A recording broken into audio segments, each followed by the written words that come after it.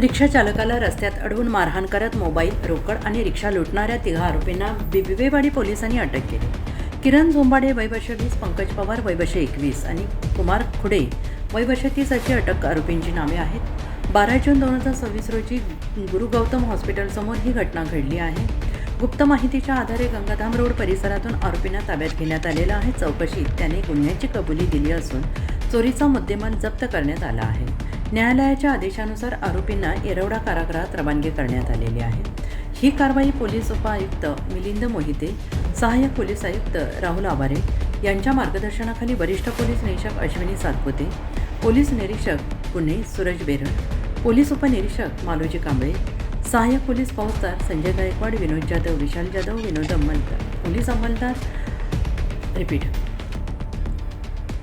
Police अंमलदार सुमित ताकपेरे, रक्षित काळे, आशिष गायकवाड, शिवाजी येवले, राहुल खाडे हे उपस्थित होते.